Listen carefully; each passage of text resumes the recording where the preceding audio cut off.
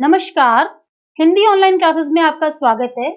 बच्चों, हम हिंदी विषय के अंतर्गत कक्षा 7 में पाठ 1 हम पंछी उन्मुक्त गगन के कवि शिवमंगल सिंह सुमन के द्वारा रचित कविता का अध्ययन करेंगे। तो आइए आप मेरे साथ। ये देखिए बच्चों, आपकी ये पुस्तक है। आप भी इसको अपने साथ निकालिए और क्योंकि कविता को पढ़ने के लिए हमारे पास पुस्तक का होना नितांत जरूरी है। वसंत भाग 2 कक्षा 7 की जो हमारी हिंदी पाठ्य पुस्तक में हम आगे देखेंगे कि आपके सामने की चित्र उपस्थित हुआ है। ये है कवि शिवमंगल सिंह सुमन, जिन्होंने आपकी पहली कविता हम पंछी उन्मुक्त गगन के, यह कविता इन्हीं के द्वारा रचित है। जो आप इस चित्र में देख रहे हैं कि एक पिंजरा है और पिंजरे में ये पक्षी बंद हैं। आपने देखा होगा कि अगर हम पक्षियों को पिंजरे में बंद कर देते हैं तो वह उड़ नहीं सकते, और जब वह उड़ नहीं सकते तो वह खुश नहीं होते हैं और उनका मन करता है कि वह भी खुले आकाश में क्या करें, उड़ान भरें। अब देखिए बच्चों, यदि ठीक पक्षियों की तरह आपको भी यदि हम पिंजरों में बंद कर दें तो क्या आपको अच्छा लगेगा? आपको बिल्कुल भी अच्छा नहीं लगेगा, क्योंकि कोई भी पक्षी हो चाहे कोई भी व्यक्ति हो, वह सब आजादी से रहना चाहते हैं।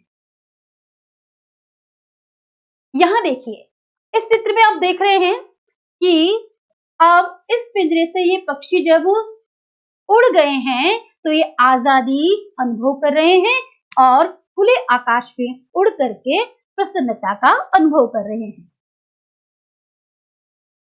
तो बच्चों, आज हम जो कविता पढ़ने जा रहे हैं उस कविता का नाम है हम पंछी उन्मुक्त गगन के। कवि शिवमंगल सिंह सुमन ने उन पक्षियों की वेदना, पीड़ा को इस कविता के माध्यम से प्रस्तुत किया है कि वे पक्षी जो खुले आकाश में स्वच्छंद रूप से उड़ नहीं सकते। देखिए, इस कविता का वाचन करते हैं। हम पंछी उन्मुक्त गगन के पिंजरबद्ध न गा पाएंगे, कनक तीलियों से टकराकर पुलकित पंख टूट जाएंगे। हम बहता जल पीने वाले मर जाएंगे भूखे प्यासे। कहीं भली है कटुक निबौरी, कनक कटोरी की मैदा से। स्वर्ण श्रृंखला के बंधन में अपनी गति उड़ान सब भूले, बस सपनों में देख रहे हैं तरु की फुनगी पर के झूले। ऐसे थे अरमान की उड़ते, ऐसे थे अरमान की उड़ते, नीले नभ की सीमा पाने। लाल किरण सी चोंच खोल, लाल किरण सी चोंच खोल, चुगते तारक अनार के दाने। होती सीमा हीन क्षितिज से, होती सीमाहीन क्षितिज से इन पंखों की होड़ा होड़ी। या तो क्षितिज मिलन बन जाता, या तो क्षितिज मिलन बन जाता, या तंती सांसों की डोरी। नीड़ न दो चाहे टहनी का, नीड़ न दो चाहे टहनी का, आश्रय छिन्न भिन्न कर डालो। लेकिन पंख दिए हैं तो आकुल उड़ान में विघ्न न डालो। शिवमंगल सिंह सुमन। तो बच्चों, इस कविता का मैंने आपके सामने वाचन किया है लय के साथ, जिसमें हम कवि शिवमंगल सिंह के जो भाव हैं, ये भाव देखिए मूलतः किसके हैं? एक पक्षी के हैं। और पक्षी कैसा है? जो पिंजरबंद है। वे पक्षी जो खुले आकाश में उड़ नहीं सकते, उनकी पीड़ा, उनकी वेदना, उनकी मनोदशा का वर्णन कवि शिवमंगल सिंह सुमन ने इस कविता में किया है। आइए हम इस कविता का भावार्थ समझ लेते हैं। क्या कहते हैं पंछी? हम पंछी उन्मुक्त गगन के। पंछी का अर्थ होता है पक्षी। आपको दिख रहा होगा इस चित्र में, ये देखिए, ये पक्षी क्या कह रहे हैं कि हम तो उन्मुक्त, आजादी से खुले आकाश में क्या करते हैं? उड़ने वाले हैं। हम पंछी उन्मुक्त गगन के, पिंजर बद्ध ना गा पाएंगे। यदि आप हमें पिंजरे में बंद कर देंगे, बंद करने का मतलब है हमें कैद कर देंगे, तो हम क्या नहीं कर पाएंगे? खुलकर गा नहीं सकेंगे। आशय यह है कि पक्षियों को बंद जब रखा जाता है तो वह खुश नहीं रहते, आनंद की अनुभूति नहीं करते। कनक तीलियों से टकराकर पुलकित पंख टूट जाएंगे। अब यहाँ देखिए, जो पिंजरा है, ये देखिए बच्चों, जो पिंजरा है, अब पिंजरा तो पिंजरा है, चाहे वे लोहे का हो चाहे वे सोने का, लेकिन यहाँ कवि ने पिंजरा भी क्या किसका बताया है? कनक का अर्थ होता है स्वर्ण या सोना। तो सोने के इस पिंजरे में बांध कर रखोगे तो हमारे पंख उससे टकराकर क्या होंगे? टूट जाएंगे।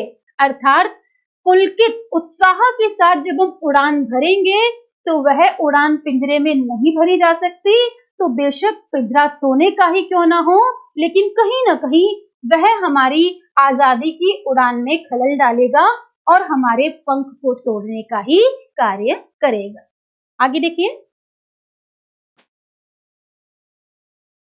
क्या कहते हैं पक्षी? हम बहता जल पीने वाले। कि हम पक्षी हैं, आकाश में उड़ते हैं, प्रकृति के खुले वातावरण में रहने वाले हैं, तो हम जो जल पीते हैं वो कैसा जल पीते हैं? बहता हुआ। बच्चों, आपने देखा होगा बहता हुआ जल कहाँ होता है? या तो झरनों में होता है या नदियों में होता है, खुले तालाब या सरोवरों में होता है। तो बहता जब जल होता है तो वो स्वच्छ होता है और वही पक्षियों को पसंद होता है।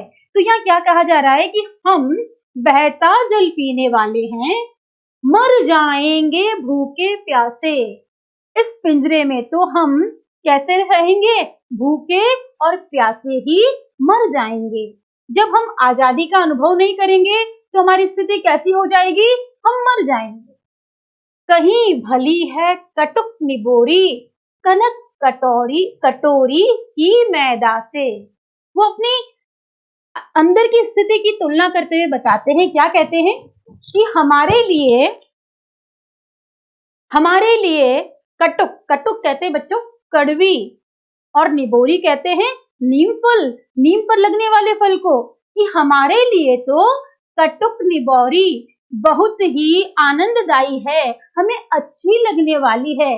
चाहे पिंजरे में बंद करके आप कनक कहते हैं सोने की कटोरी में हमें कितना ही स्वादिष्ट भोजन मैदा ही क्यों न खिलाएं, लेकिन वह हमें भाता नहीं है, क्योंकि पिंजरे में रहकर हम उस आजादी का अनुभव नहीं करते हैं। आगे देखेंगे, स्वर्ण श्रृंखला के बंधन में। स्वर्ण सोने की श्रृंखला बच्चों कहते हैं कड़ियों को, कि ये जो पिंजरे की कड़ियां हैं चाहे सोने की ही क्यों ना हो, इसमें बंद करके हम पक्षी अपनी गति उड़ान सब भूले। हम अपनी स्वाभाविक उड़ने की गति भूल चुके हैं। अब इस पिंजरे में रह रहकर हम तो उड़ना ही भूल चुके हैं। बस सपनों में देख रहे हैं तरु की फुनगी पर के झूले, और इस पिंजरे में रह रहकर जब हम स्वाभाविक गति से उड़ना भूल रहे हैं तो सिर्फ सपनों में ही देख रहे हैं। क्या देख रहे हैं? तरु कहते हैं बच्चों पेड़ को, कि जो तरु की फुनगी है, और किस तरह से वो फुनगी, तरु का बहुत ही अगला भाग हवा में जब वो लहराता है और लहरा के झूल झूल कर वो हमें कुछ कह रहा है। तो यह कहा गया है कि तरु की फुनगी पर के झूले, सिर्फ वहां बैठकर हम भी उन पर झूले, ये बातें तो हम सिर्फ सपनों में ही देख रहे हैं। क्या कहते हैं अगली पंक्ति में, देखिए, ऐसे थे अरमान की उड़ते। पक्षी कह रहे हैं कि हमारे मन में, अरमान कहते हैं आशा, तीव्र इच्छा। क्या इच्छा है? ऐसे थे अरमान की उड़ते, नील नभ की सीमा पाने। कि हमारी आंतरिक इच्छा तो यह है कि हम भी इस खुले आकाश में उड़ते और उसकी सीमा को पार करने की कोशिश करते। लाल किरण सी चोंच खोल चुगते तारक अनार के दाने। और हम अपनी चोंच खोलकर जब उड़ते तो इन लाल किरणों के साथ हम क्या करते? आकाश के इन तारों को अनार के दानों की तरह चुगने की कोशिश करते। तो देखो आप बच्चों ये देख रहे होगे कि यहाँ पर उनकी आशा क्या है कि हम उन्मुक्त गगन में उड़ें और उस नभ की ओर जाएं, साथ में अपनी चोंच खोलकर इन किरणों के साथ हम ये आकाश में दिखते हुए जो तारे हैं इनको अनार का दाना समझकर चुग लें। आगे देखेंगे। होती सीमाहीन क्षितिज से। सीमाहीन किसे कहा गया बच्चों? आकाश को। क्योंकि आपने देखा होगा कि ये आकाश जो गगन है अनंत है, इसकी कोई सीमा नहीं है, इसका कोई ओर छोर नहीं है। होती सीमाहीन क्षितिज से। बच्चों क्षितिज वह स्थान है जहां धरती और आकाश मिलते कभी नहीं है, लेकिन मिलते हुए से दिखाई देते हैं।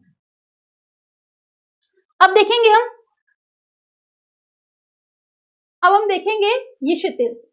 क्या चाहते हैं पक्षी? होती सीमाहीन क्षितिज से इन पंखों की होड़ा होड़ी।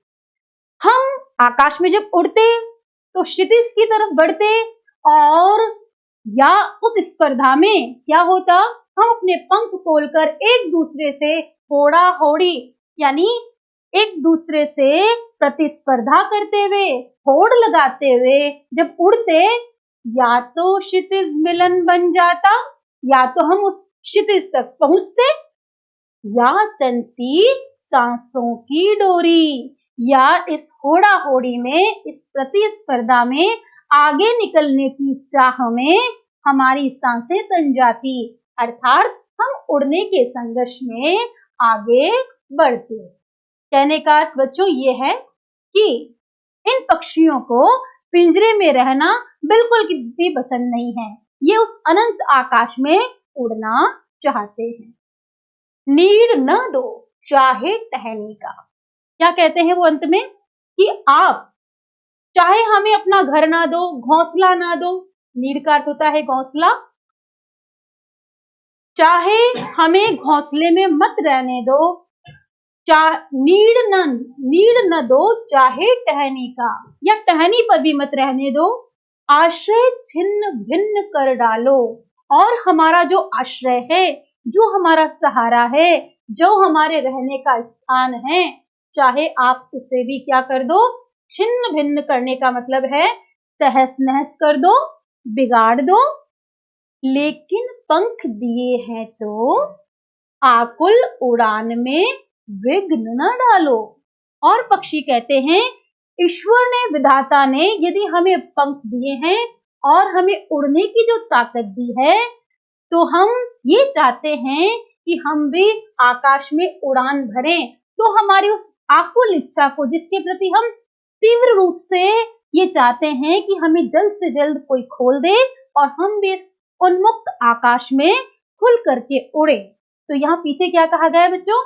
लेकिन पंख दिए हैं तो आकुल उड़ान में विघ्न न डालो। कवि कहना चाहते हैं पक्षी की मनोदशा को चित्रित करते हुए कि यदि ईश्वर ने हमें पंख दिए हैं तो हम इस उन्मुक्त खुले आकाश में उड़ना चाहते हैं। देखिए कवि का नाम है शिवमंगल सिंह सुमन, और आप इस चित्र में देखेंगे कि अब इस पिंजरों को नीचे गिराकर जब ये पक्षी उन्मुक्त आकाश में उड़ रहे हैं, तो ये उन्मुक्त आकाश में उड़ते हुए देखिए कितने आनंद की अनुभूति महसूस कर रहे हैं।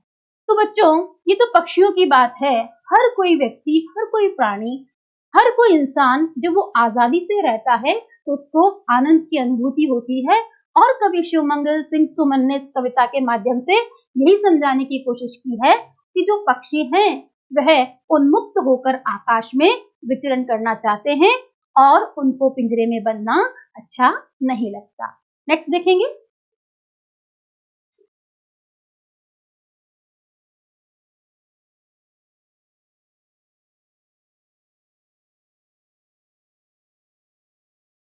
प्रश्न अभ्यास।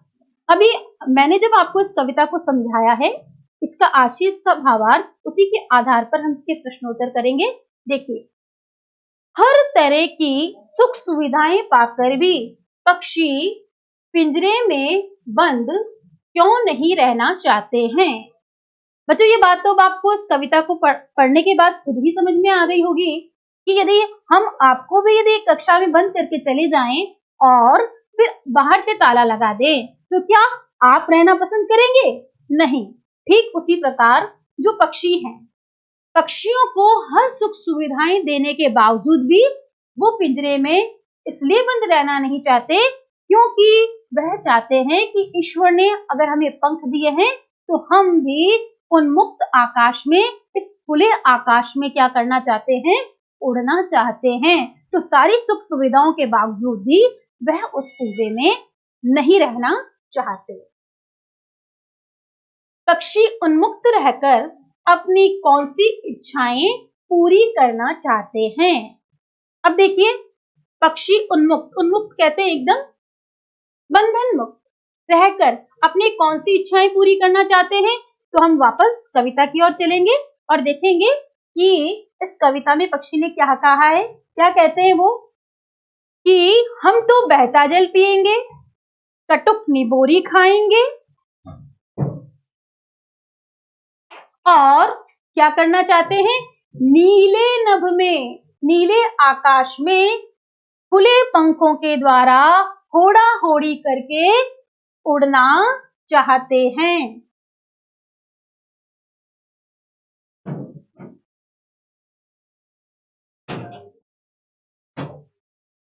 सीमाहीन क्षितिज में वो अपने पंख को फैलाकर होड़ा होड़ी करते हुए, एक दूसरे से स्पर्धा करते हुए उड़ना चाहते हैं। तो ये पक्षियों की इच्छा है कि वह क्या करना चाहते हैं? उड़ना चाहते हैं। भाव स्पष्ट कीजिए, यानी इस पंक्ति में जो कोई भाव है हमें वही बताना है।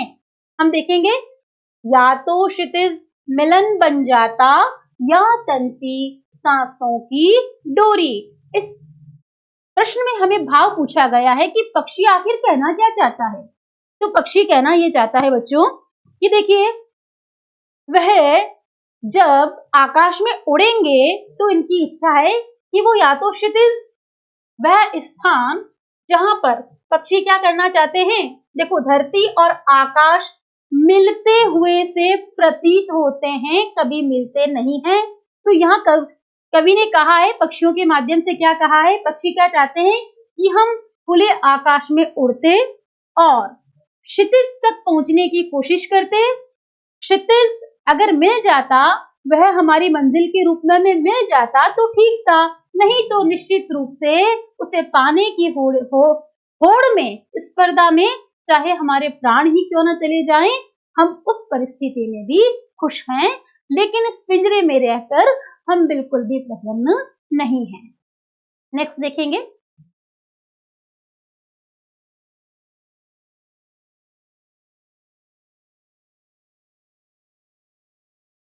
कविता से आगे, बहुत से लोग पक्षी पालते हैं। यहाँ देखिए, क में क्या कहा गया है? पक्षियों को पालना उचित है अथवा नहीं, अपने विचार लिखिए। बच्चों, अब आपने इस कविता को पढ़ लिया है, मैंने आपको और भी अन्य उदाहरण दिए हैं कि यदि आपको हम बंद करके रखें और कहीं बाहर आने जाने ना दें तो बच्चों आपको कैसा लगेगा? उसी आधार पर हम इस कविता के आधार पर देखते हैं कि पक्षियों को पालना उचित है अथवा नहीं, अपने विचार लिखिए। तो हम अपने विचारों में क्या लिखेंगे कि पक्षियों को पालना एक दृष्टि से उचित नहीं है, हम ये कहेंगे अनुचित है, क्योंकि जो पक्षी हैं वह हमारे साथ तो रहेंगे, ठीक है, लेकिन वह किस आजादी का अनुभव नहीं करते, और जब वे आजादी का अनुभव नहीं करते तो वह सुख से नहीं रह सकते हैं, इसलिए पक्षियों को उनके परिवेश में उन्मुक्त आकाश में हमें छोड़ देना चाहिए। नेक्स्ट देखिए, क्या आपने या आपकी जानकारी में किसी ने कभी कोई पक्षी पाला है? उसकी देखरेख किस प्रकार की जाती होगी, लिखिए। तो ये बात बच्चों, ये जो प्रश्न है इसका उत्तर आप भी कर सकते हैं, लेकिन फिर भी मैं आपको सहायता के लिए बताऊंगी कि आपने अपने परिवेश में, अपने आसपास में ये देखा होगा या आपके ही परिवार में किसी व्यक्ति ने क्या किया होगा, किसी पक्षी को जब पाला होगा तो आप ये बताएं कि उस व्यक्ति ने उसकी देखरेख कैसे की। जैसे मैं अपने अनुभव के तौर पे बताती हूँ कि मैंने अपने परिवार में एक तोता पालते हुए देखा था। उसके लिए एक पिंजरा था। पिंजरे को प्रतिदिन साफ किया जाता था और उसके तोते के खाने पीने के लिए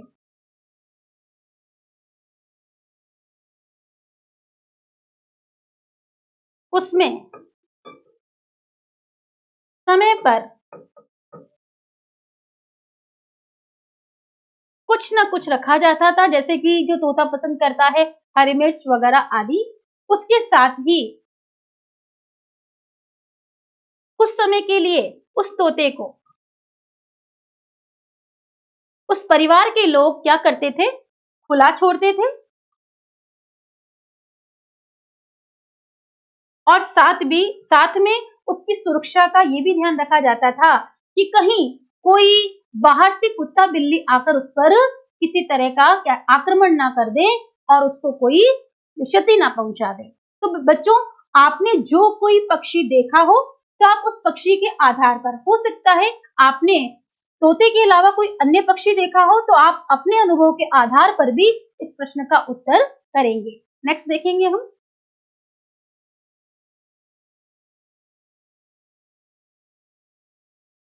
पक्षियों को पिंजरे में बंद करने से केवल उनकी आजादी का हनन ही नहीं होता, अपितु पर्यावरण भी प्रभावित होता है।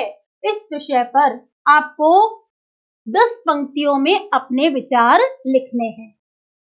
यहाँ इसको आप गृह कार्य में भी करेंगे, लेकिन उसके साथ मैं आपको समझाऊंगी कि देखिए बच्चों, जो हमारा पर्यावरण है इसमें एक पारिस्थितिकी क्या है, एक संतुलन की स्थिति चलती है। जितने हमारे लिए पेड़ पौधे जरूरी है, उतने ही हमारे लिए पशु पक्षी भी बहुत जरूरी है। यदि हम क्या करते हैं, इन पक्षियों को पिंजरों में बंद कर देते हैं, तो निश्चित रूप से इनके द्वारा जो मल त्याग दिया जाता है, जो मूत्र त्याग दिया जाता है, यह हमारे पर्यावरण के लिए बहुत ही उर्वर होता है। तो हम ये देखेंगे कि अगर इन पक्षियों को कैद करके रखा जाए तो हमारे पर्यावरण पर इसका बहुत ही प्रतिकूल प्रभाव पड़ता है। तो हम ये कहेंगे कि पर्यावरण की स्वच्छता के लिए, ठीक है, और उसके कह सकते हैं संतुलन के लिए हमें पक्षियों को आजाद रखना चाहिए।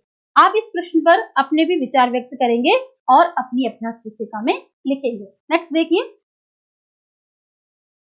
अनुमान और कल्पना का ये प्रश्न है, क्योंकि हमारे एनसीईआरटी में इन प्रश्नों को देकर बच्चों से ये पूछा जाता है कि वह किस तरह का अनुमान लगा सकते हैं और कितनी अच्छी कल्पना कर सकते हैं। ये देखिए प्रश्न क्या कहता है, क्या आपको लगता है कि मानव की वर्तमान जीवन शैली और शहरीकरण से जुड़ी योजनाएं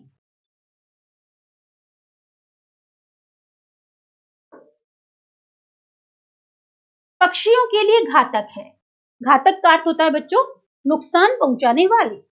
पक्षियों से रहित वातावरण में अनेक समस्याएं उत्पन्न हो सकती है। इन समस्याओं से बचने के लिए हमें क्या करना चाहिए?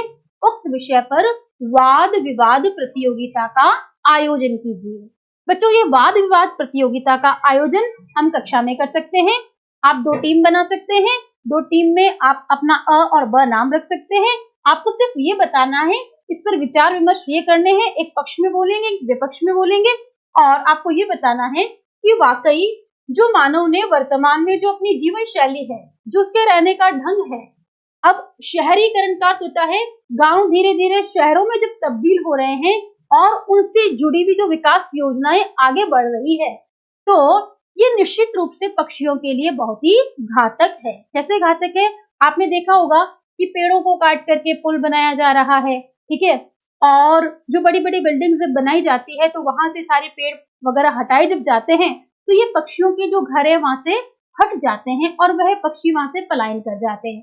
तो निश्चित रूप से ये जो बातें हैं वो सभी हमारे एक तरफ से कह सकते हैं पक्षियों के लिए, उनके वातावरण, हमारे वातावरण के लिए समस्या उत्पन्न करती है। तो ये वाद विवाद का आयोजन हम किसी कक्षा में आपके साथ फिर करेंगे। नेक्स्ट क्वेश्चन देखिए, यदि आपके घर के किसी स्थान पर किसी पक्षी ने अपना आवास बनाया है, बच्चों आवास का अर्थ होता है रहने के लिए घर बनाना। आपने कई बार देखा होगा कि चिड़िया है, तोता है, ये कहीं ना कहीं अपना घोंसला बना लेते हैं और अक्सर चिड़ियाएं ऐसा करती है और वो अपने अंडे देने के लिए पहले से ही अपना एक घोंसला कहीं बना लेती है।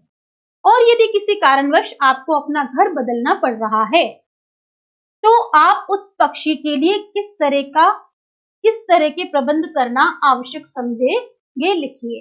देखिए सबसे पहली बात इसमें क्या कहा गया है कि यदि किसी पक्षी ने अपना आवास बना लिया है और आपको वह घर खाली करके जाना पड़ रहा है, घर बदलना पड़ रहा है, तो क्या आप उस पक्षी को ऐसे ही छोड़ देंगे? क्योंकि उस पक्षी की हिफाजत करना भी हमारी एक कह सकते हैं मॉरल ड्यूटी है, हमारा एक नैतिक धर्म है। तो ऐसी स्थिति में बच्चों आप क्या करेंगे? तो निश्चित रूप में आप अपनी कल्पना के आधार पर भी बताएं, लेकिन मैं आपको इस प्रश्न का उत्तर बताती हूँ। देखिए कि हमें घर बदलना पड़ रहा है, लेकिन निश्चित रूप में उस घर के आसपास कोई ना कोई आपके अच्छे पड़ोसी रहते होंगे, तो आप उस पक्षी के आवास की जिम्मेदारी किसको देंगे? उस व्यक्ति विशेष को देंगे और कहेंगे कि आप हमारी एब्सेंस में इसे क्या कर सकते हैं, खाना पानी, दाना पानी डालिएगा और इनका ध्यान रखिएगा जिससे कि दूसरे अन्य कोई जीव जंतु से नुकसान नहीं पहुंचा सकते। अब बच्चे आप और भी ज्यादा कुछ कर सकते हैं, आपकी कल्पना में, आपके अनुमान में कुछ और भी बढ़िया विचार होगा तो उस विचार को आप अपनी कॉपी में लिखेंगे। नेक्स्ट देखेंगे भाषा की बात। स्वर्ण श्रृंखला और लाल किरण सी रेखांकित शब्द गुणवाचक विशेषण हैं। बच्चों भाषा की बात में आपको सभी को पता है हम किसका अध्ययन करते हैं? व्याकरण का अध्ययन करते हैं। तो यहाँ बताया गया है कि स्वर्ण श्रृंखला और लाल किरण। श्रृंखला कैसी है? स्वर्ण, सोने की। किरण कैसी है? लाल। तो आप देख रहे हैं ये रेखांकित शब्द क्या है? गुणवाचक विशेषण है। कविता से ढूंढकर इस प्रकार के 3 और उदाहरण लिखिए। यहां मैं आपको बता दूं कि स्वर्ण श्रृंखला, तो यहाँ पे श्रृंखला की विशेषता क्या है? स्वर्ण है, और किरण की विशेषता क्या है? लाल है। तो हमें अपनी इस कविता में इस तरह के और शब्द भी ढूंढने हैं। तो देखिए हम चलते हैं एक बार वापस अपनी कविता की ओर, जिससे कि आप देखेंगे यहाँ आपके सामने आया है नभ। नभ कैसा है बच्चों? नीला। नभ यानी आकाश, और आकाश की विशेषता क्या बताई है? नीली। उसके बाद देखेंगे हम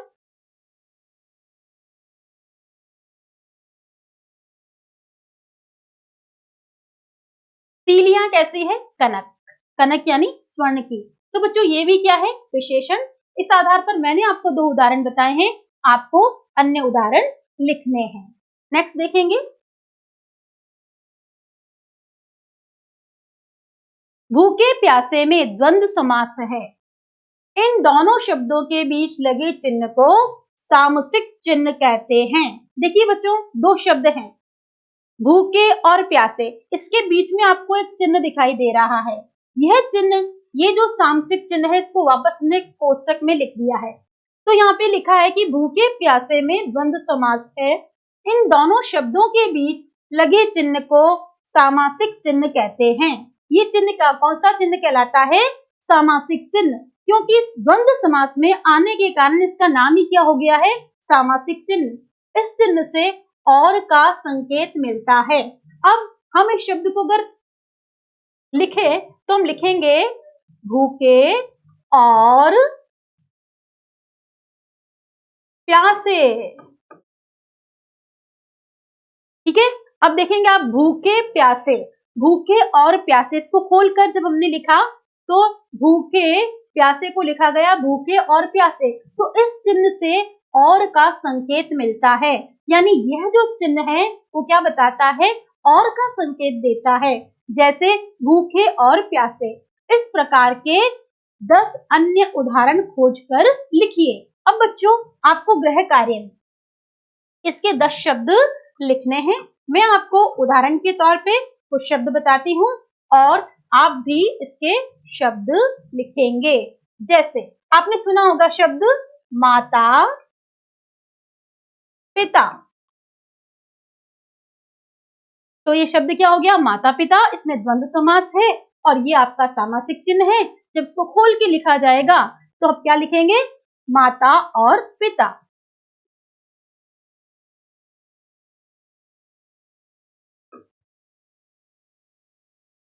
दाल रोटी, शब्द देखिए क्या है, दाल रोटी। सामसिक शब्द क्या है, दाल रोटी। और ये कौन से है, उसका है समास का, द्वंद्व समास का। जब इसको खोल के लिखेंगे बच्चों तो क्या हो जाएगा, दाल और रोटी। नेक्स्ट देखिए, पाप पुण्य। अब हम देखेंगे पाप और पुण्य। तो इस प्रकार मैंने इस प्रश्न के आपको समझाते हुए 3 उदाहरण दिए हैं और 3 उदाहरण के बाद आप इसका ये गृह कार्य करेंगे। ऐसा है कि यह कविता आपको समझ में आई होगी, आप इसके प्रश्नोत्तर करेंगे, भावार्थ को समझेंगे और हम नेक्स्ट क्लास में फिर एक नए चैप्टर के साथ आपकी कक्षा में उपस्थित होंगे। तब तक के लिए बच्चों धन्यवाद।